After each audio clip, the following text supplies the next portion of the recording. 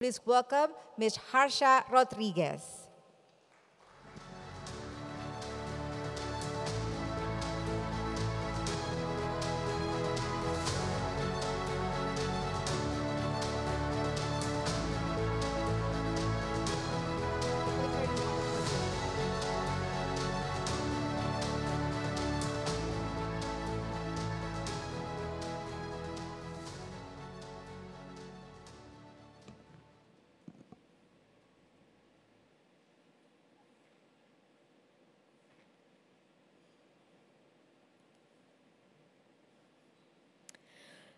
Honorable Ministers, esteemed panelists, and distinguished guests, a very good morning to all of you. It's an honor to be here on behalf of Women's World Banking, to be able to share our learnings and experiences in the area of financial inclusion and its impact on individual economic empowerment and a country's economic growth.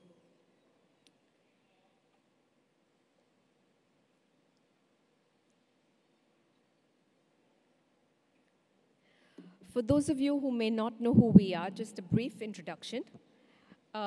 Women's World Banking is a 45-year-old global organization that has been working in the area of women's economic empowerment. And the pathway we take to achieve that has been through financial inclusion. Now, while we have Women's World Banking in our name, I want to be clear that we don't work at the exclusion of men. But we strongly believe that it's important to take a gender lens in addressing barriers and in developing solutions when it comes to financial inclusion. And when we take a gender lens, everybody benefits, both men and women. But we've seen that when we take a more gender-neutral approach, then women get left behind. Women's World Banking operates at 3 different levels. At the macro level, we engage with policymakers and regulators. At the meso level, we work with providers of financial services, banks, fintechs, microfinance organizations, and we also work at the customer, the end client level. There are 3 key pillars to how we operate. The first is what we call advisory, where we work with financial service providers in developing commercially viable solutions together with them that meet women's needs. We also work in the area of policy advocacy with governments in order to ensure that policies are implemented through a gender lens. And finally, we are also an investor. So we put our money where our mouth is. We believe that women are a viable, commercially viable segment to serve. And so we actually also take equity stakes in financial service providers that service these women.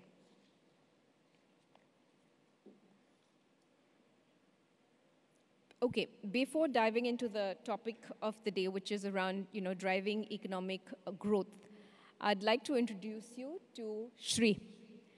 Shri is one of the women clients that we met through our work here in Indonesia. She is a warung owner in central Java. She's 45 years old. She's a mom of 2 children, and she has set up this warung in front of her home to contribute to supplement income within the household. Her husband helps her when he comes back from work, but this is something that she runs on her own, and she's proud of, having a business that generates good income. The issue is that she'd like to grow this business, but she's having difficulty in getting access to credit when she approaches a financial service provider. One, because she's informal, so there's no data on her. She's not visible to financial service providers. 2, she's informal, right? She's informal, she doesn't have data, she doesn't have collateral, she doesn't have assets. And so banks perceive her to be as high risk, and her only option is then to go to, the village loan shark, who's really not her preferred option. And unfortunately, there are about 1 billion women like Shri globally. That are outside the formal financial system. 3/4 billion don't have a bank account at all, and about 2/4 billion have a bank account, but they're not able to use it in a way that meets their needs. And just to share with you a few more staggering statistics that are on this slide, the amount of revenue that is left on the table by financial service providers by not being able to bridge the product access gender gap is to the tune of 700 billion. Additionally, $1.7 trillion is the credit gap globally. When it comes to climate, in climate vulnerable countries, we're seeing that 753 million women don't have access to a bank account or an e-wallet. And so if there's the need to receive relief emergency payments, that option doesn't exist to her. And this last statistic is really interesting. We've looked at this over a period of time, and we've seen that when women generate income, they invest 90% of what they generate back into the household.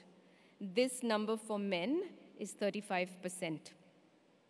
So when women participate equally in the economy as men, we've seen data that tells us that that would add about 28 trillion in GDP.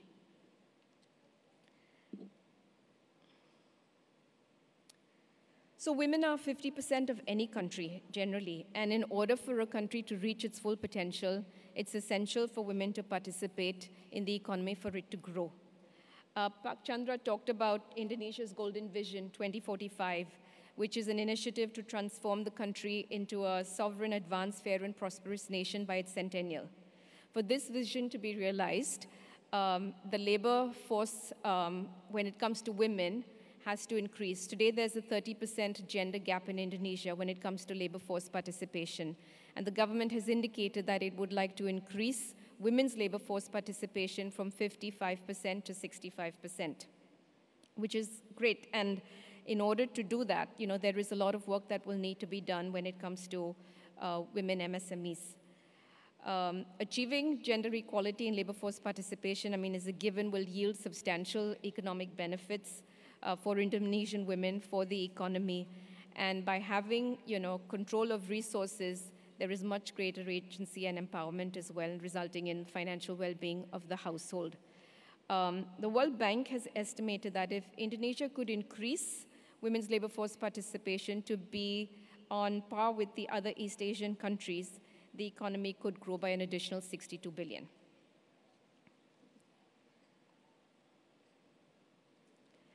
So the business case is quite clear in terms of bringing more women into the workforce.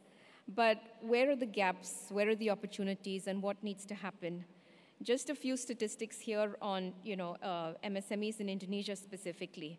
We're seeing that there are 65 million MSMEs, and they employ a good percent of the country's workforce. I know my numbers are a little different from, Albert, what you just shared. But regardless, I think both are, large numbers. You had 60, there's 90 here. But a majority of the country's workforce is employed by MSMEs, and they contribute to about 61% of Indonesia's GDP. Women lead 64% of all those MSMEs. That's about 41 million businesses contributing to an estimated 88 billion. Interestingly, 55% of women MSMEs employ more women than men. So there is an additional, advantage in investing in women MSMEs as well. So despite, the potential and the opportunity here, we're still seeing that, MSME growth is challenged. And this is not just in Indonesia, this is something we see globally. And the challenges are because, as I mentioned earlier, they're informal, they don't have any data, there's no collateral, there's no information in order to assess risk, in order to lend to them. And here in Indonesia, only 16% of MSMEs have a formal loan. So clearly there's a lot that needs to be done because the credit gap here in Indonesia is 234 million, and that's where the opportunity comes in for both private sector and public sector to provide programs and opportunities for everybody to participate.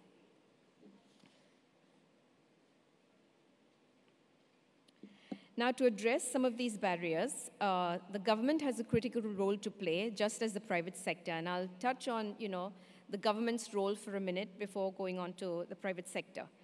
In our view, there are three things that any government should focus on when it comes to MSMEs, and same for Indonesia. The first is in the area of data and infrastructure. I think, a couple of speakers today have already touched on this. The data seems to be fragmented and, not consolidated in order to have a clear picture on the risk associated with lending to MSMEs. And I think if there is gender disaggregated data, sex disaggregated data, not that it's just collected, but it's analyzed and it's used to inform decisions, it can go a long way. One interesting example globally, the Chilean economy, the Chilean government started disaggregating their data in 1998. And today they have actually bridged all gender gaps that existed and even started to get data on what it is that their people are looking for. So when it came to women, for example, they found that women are more interested in housing loans as opposed to working capital loans. So that information then, is something that allows financial service providers to develop and build propositions that can meet women's needs. So sex disaggregated data is important, alternate data is important. So if MSMEs are informal and there's no data that's available in credit bureaus or anywhere else, are there other proxies for this information that can be used? Payment data, e-commerce data that can be used, that can be leveraged in order to develop credit scoring that can better assess risk. There's also the registration, like in Indonesia, there's the NIB. What can be done for MSMEs to be able to get these registrations in a more seamless, easy manner that they understand that makes it easier for them to access. The second area that we look at is for the government to develop an enabling environment, a conducive environment for all the financial service providers to come in and to be able to service MSMEs. The number of things that you'll see on the slide here, but one interesting example that I wanted to share was on credit guarantees.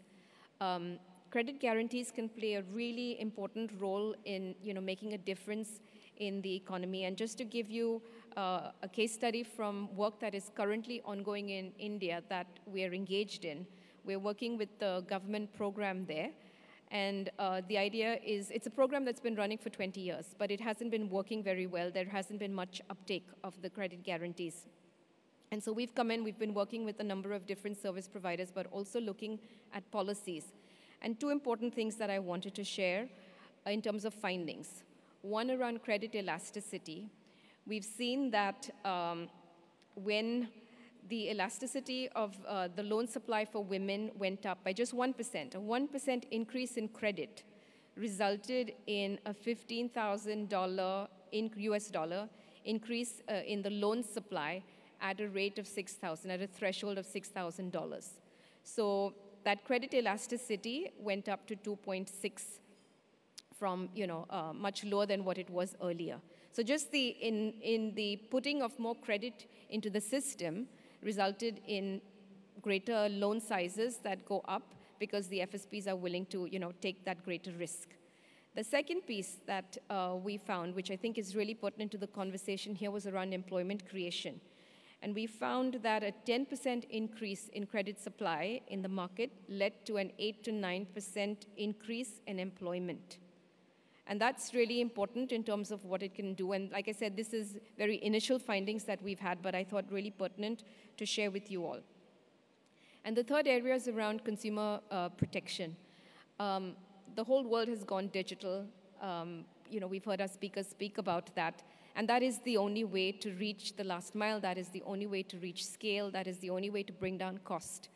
But as the world has gone digital, it's really important to keep an eye on consumer protection to ensure that fraud stays at a minimum.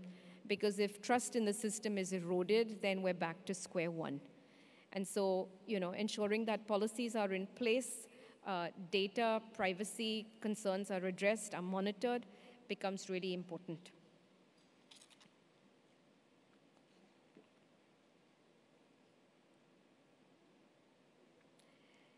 And then coming to the private sector and where the private sector can play a role.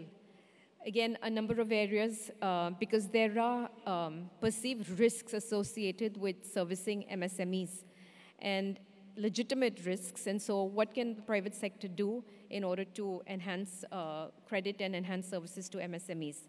The first is again around alternate data, credit assessment, and ensuring that data is leveraged in order to make decisions on what the risk is. We've done a bunch of work across different markets from Mexico to India to Nigeria, where we've worked with fintechs, looking at their credit scores and understanding where in their algorithms there's a chance to optimize lending. So one example we found is as people were applying, both men and women, applying for loans, they are rejected off the bat before they even come into the system and before a credit score is even generated.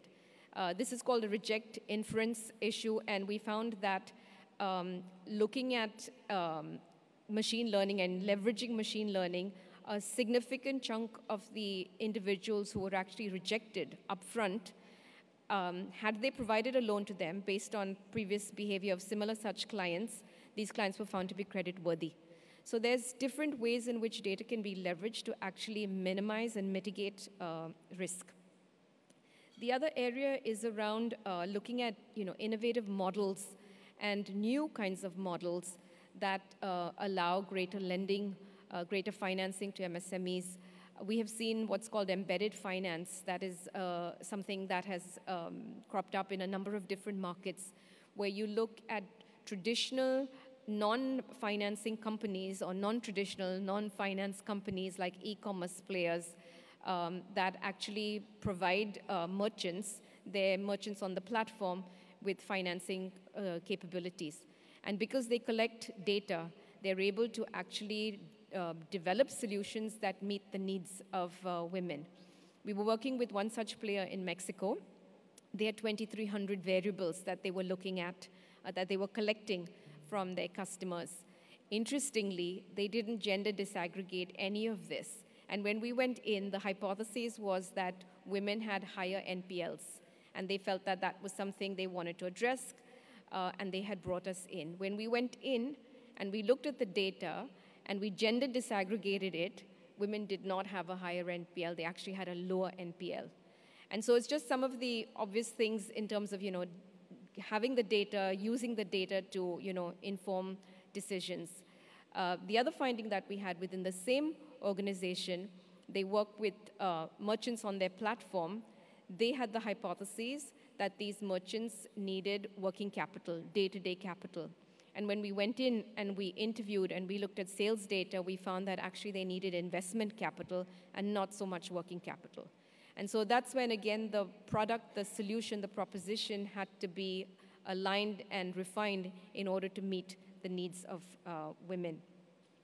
So, these are some examples sharing from the global perspective on what financial service providers can do to ensure that the proposition is more affordable, more convenient, more accessible, such that more MSMEs can access that.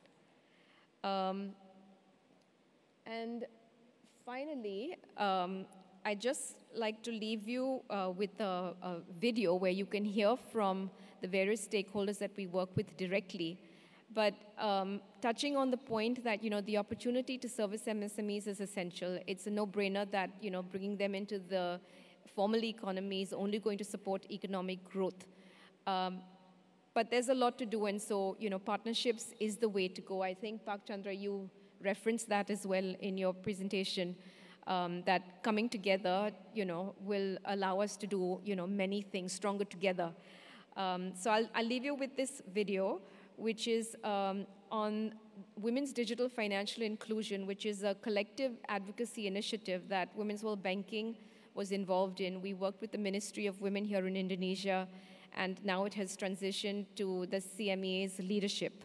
And you will hear about the different initiatives of different organizations that have come in. So it includes a number of ministries we've worked with. It includes a number of financial service providers we've worked with, as well as civil society organizations, all working to service the un- and underbanked in Indonesia. With that, thank you very much.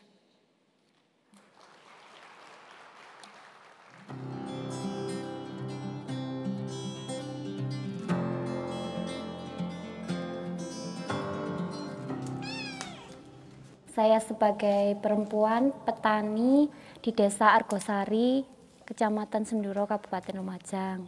Kalau kita bergabung di lembaga keuangan seperti di CU, di koperasi CU ini, kita diajari sampai dengan pengelolaan keuangan. Bahkan pengeluaran, pendapatan dari mana, terus kita bisa menabung itu berapa persennya dari hasil panen, itu diajari. Setelah banyak sekali saya mengikuti pelatihan dan kegiatan-kegiatan di CU, itu saya merasa lebih percaya diri sebagai perempuan desa. Terutama saya bisa menyiapkan dana pensiun bagi saya sendiri dan untuk pendidikan sekolah anak saya. Advokasi Hub Inklusi Keuangan Digital Perempuan ini memang harus digerakkan bersama-sama. Jadi kita harus memiliki perspektif dari lembaga masyarakat, industri keuangan, pembuat kebijakan, dan juga dari asosiasi-asosiasi. Fungsinya adalah menyatukan inisiatif-inisiatif tersebut dan memastikan bahwa semua perspektif itu sudah ada di situ ketika kita mengadvokasi inklusi keuangan perempuan. Ini tentu bertujuan untuk meningkatkan kesejahteraan perempuan Indonesia dan terutama juga mencapai kesetaraan gender di bidang ekonomi. Kita menginisiasi berbagai pelatihan kewirausahaan yang berperspektif gender bagi perempuan, terutama di usaha mikro, kecil, dan menengah. Dan tentunya apa yang kami dapatkan di KDP ini banyak sekali yang telah membuat kami lebih adaptif serta lebih progresif dalam memberikan perbaikan layanan dan juga perbaikan produk serta bisnis model yang kami lakukan dalam melayani perempuan-perempuan di Indonesia, terutama perempuan-perempuan yang berasal dari keluarga prasejahtera.